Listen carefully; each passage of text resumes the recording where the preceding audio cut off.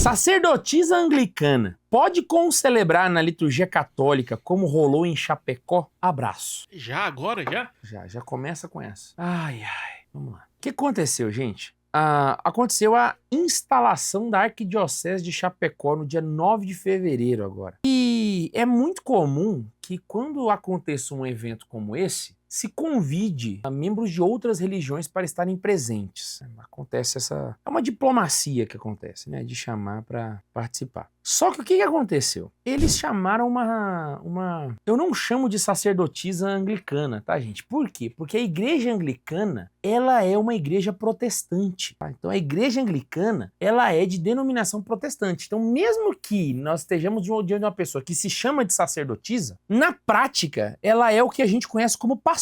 Ela é uma pastora da igreja, entende? Ela, entendeu? Eu tô olhando com o óculos católico romano. Ela não está em comunhão com Roma. E ela é fruto daquele movimento de revolta protestante que aconteceu há séculos atrás. Em específico, o que aconteceu na Inglaterra e que custou, inclusive, a cabeça de São Thomas More. Então, a igreja anglicana, ela é uma igreja protestante, embora ela copie em tudo a igreja católica. Então, você chega na igreja anglicana, uma pessoa que não é letrada, ela se confunde. Eu já estive na Catedral de Westminster e eu confesso pra vocês que é incrível. Por quê? Primeiro, a igreja de Westminster, ela foi construída como uma igreja católica romana. Então ela foi construída para ser uma igreja católica romana. Acontece que ela passou por alterações, então você tem uns santos ali que são meio estranhos pra gente. Por exemplo, você chega no átrio da igreja, né? Tem ali vários santos e tá Martin Luther King lá no meio. Isso aí é um negócio meio doidão, assim, sabe? E assim, eu já sabia que não era uma igreja católica. Então nós estamos diante de uma pessoa que ela não é sacerdote. Pelo menos do ponto de vista católico. Tá? Ela pode se denominar sacerdotisa, dentro da religião dela, tá? Mas na perspectiva católica, ela é uma pastora. Igual os outros pastores evangélicos.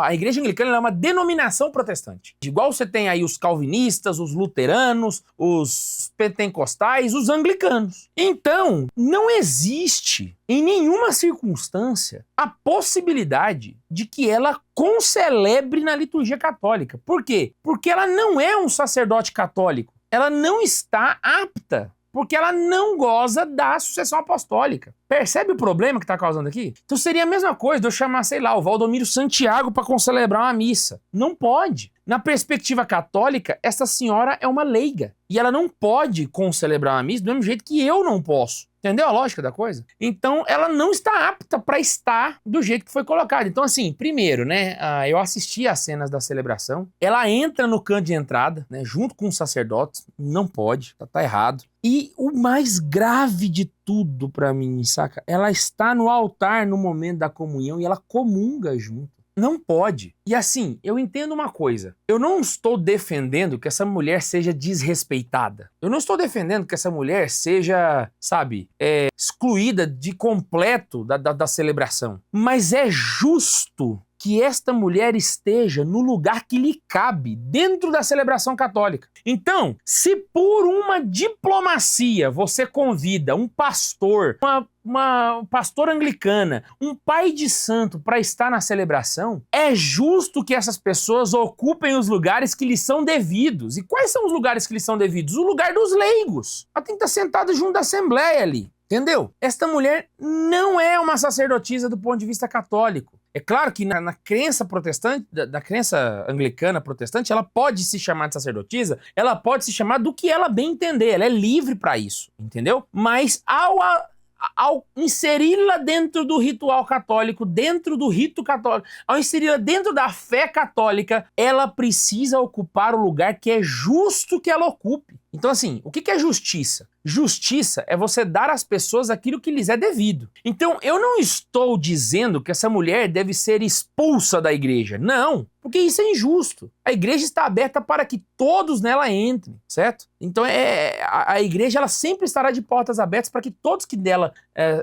tiverem interesse, entrem. Então, aqui é o lugar onde ela deveria estar, né? Se eu expulso ela da igreja, eu estou sendo injusto, porque eu estou dando para ela menos do que o que ela deve receber. Mas se eu coloco ela no altar e coloco ela junto com os sacerdotes, eu estou dando a ela mais do que o que lhe cabe. Eu também estou sendo injusto. É uma questão de ponderação. E eu digo mais, a responsabilidade sobre isso não recai sobre ela, porque ela não é católica. A responsabilidade sobre isso cai sobre quem preside a celebração, que inclusive eu fiz questão de não ver quem era, para poder trazer essa informação. A responsabilidade, o pecado cometido, é daquele que preside a celebração, que é quem responde pelo todo. Então sim, foi um erro de liturgia grave, gravíssimo, certo? Foi um erro grave de litúrgico, que é um erro gravíssimo. Foi um erro diplomático, entende? Porque foi diplomaticamente gravíssimo, sabe? Então, assim,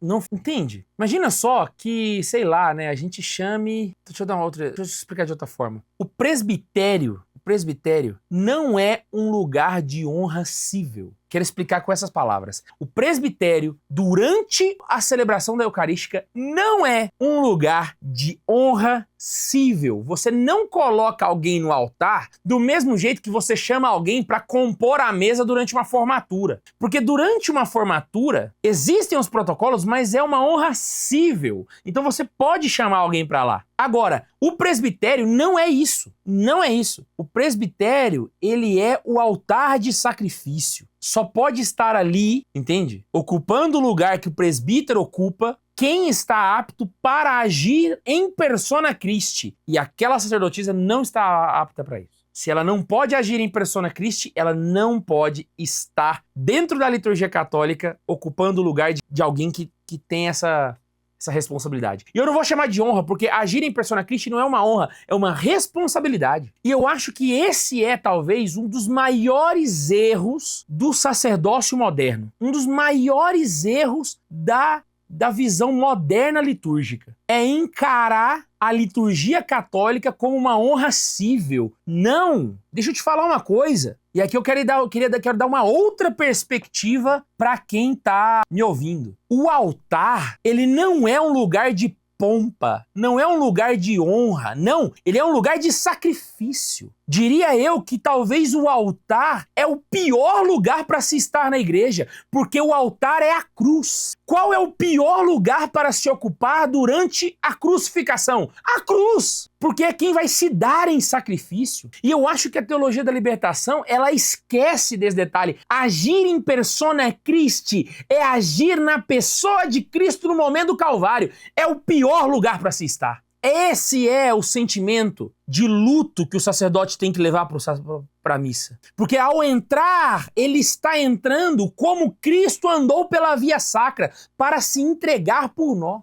Somente quem tem a responsabilidade e a possibilidade de agir na pessoa de Cristo pode estar ali naquelas condições. Ninguém chamou Simão de Cirene para o Calvário para lhe dar honras cíveis. Simão de Cirene não se sentiu honrado em estar carregando a cruz, muito pelo contrário. Muito pelo contrário. Nenhum de nós, ao ver Cristo carregando a cruz, se sentiria honrado em estar junto dele do ponto de vista cível. Só pode estar ao lado de Cristo na cruz entendeu o que é a cruz. O presbitério não é uma mesa de formatura. Não é. A missa não é uma reunião da OAB, onde eu vou trazer aqui pro altar as pessoas para dar honra para elas. Não, pelo amor de Deus. Você não entendeu nada do que é o altar. Nada. Se esqueceu completamente. E aí volta a pergunta, pelo amor de Deus, o que estão se ensinando nos seminários? O que está se ensinando para os novos sacerdotes que estão chegando? Pois eu te digo, se acaso for uma coletiva de imprensa na paróquia, se acaso for um congresso que você está fazendo,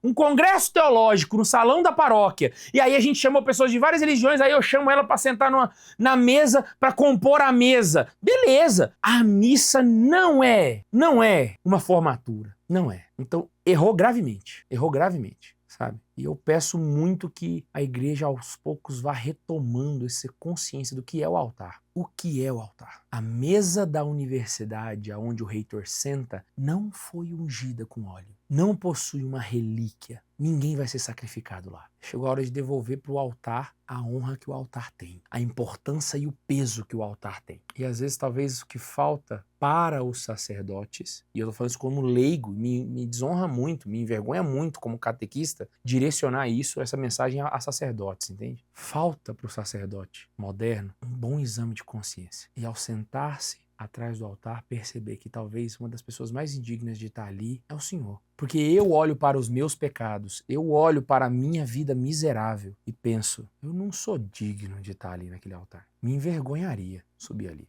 Então, para você, sacerdote, que tem o árduo e infeliz trabalho de se deparar com os próprios pecados e com as próprias misérias, ao ir em direção ao altar, que essa contrição te faça respeitar o altar como ele é, sabe? Porque, graças a Deus, eu não sou obrigado a me envergonhar de estar no altar com as minhas misérias, com os meus pecados. Onde ficaria minha consciência ao chegar ali, sabe? E me ver indigno agindo na pessoa de Jesus Cristo. Graças a Deus eu sou leigo, para não passar por tamanha vergonha. Agora, infeliz de tu, sacerdote, que precisa passar por esse exame de consciência e todos os dias subir no altar e se deparar com todos os seus pecados e lembrar que ainda assim você tem, por caridade, que agir na pessoa de nosso Senhor Jesus Cristo, mesmo não sendo indigno para tal. Pouquíssimas pessoas vão ter a profundidade para conseguir entender o que eu tô falando. Mas essa reflexão tem que fazer parte da vida da gente. Tem que fazer parte da vida da gente. Ou a gente age assim, ou a gente não entendeu o que é o altar. Ou a gente não entendeu o que é o altar.